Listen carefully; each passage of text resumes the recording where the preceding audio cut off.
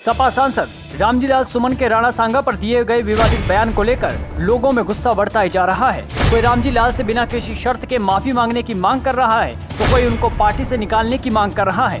साथ ही कई संगठनों से चेतावनी भी दी जा रही है कि अगर इस मामले में जल्द से जल्द कोई कार्रवाई नहीं हुई तो प्रदर्शन भी करेंगे।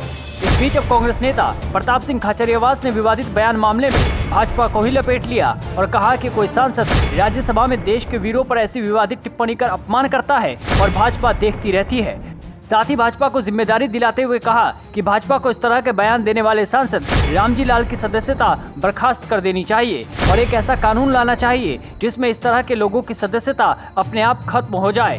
साथ ही खाचरियावास ने भाजपा सरकार से इस मामले में कार्रवाई करने की मांग भी कर दी।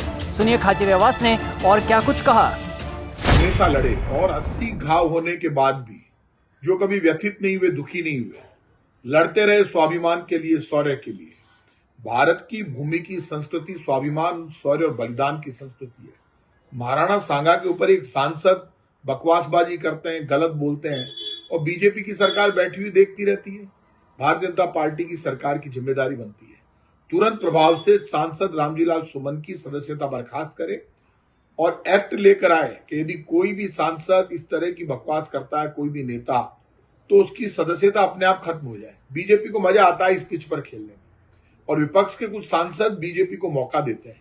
भारतीय जनता पार्टी महाराणा सांगा, महाराणा प्रताप और इन सब के नाम पर वोट तो लेना चाहती है, लेकिन इनके विरुद्ध कोई गलत बात बोलता है और ऐसी बात बोलता है जो इतिहास में कहीं दर्ज ही नहीं है और सारी दुनिया जानती है कि महाराणा सांगा ने इब्राहिम लोदी को 2 या 3 बार हराया और महाराणा सांगा और बाबर जब लड़ रहे थे तो महाराणा सांबा की तरफ से हसन का मेवाती लड़ रहा था।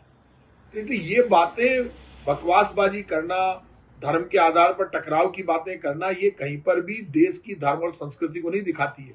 बीजेपी तुरंत प्रभाव से इनकी सदस्यता बर्खास्त करे और ऐसे लोगों के विरुद्ध ऐसी सख्त कार्रवाई करे जिससे भविष्य में कोई भी हमारे महापुरुषों को, ऐसे लोगों को जो देश की पहचान है, जो हमारा गौरव है, हमारा स्वाभिमान है, ऐसे लोगों के विरुद्ध एक शब्द नहीं बोल पाए।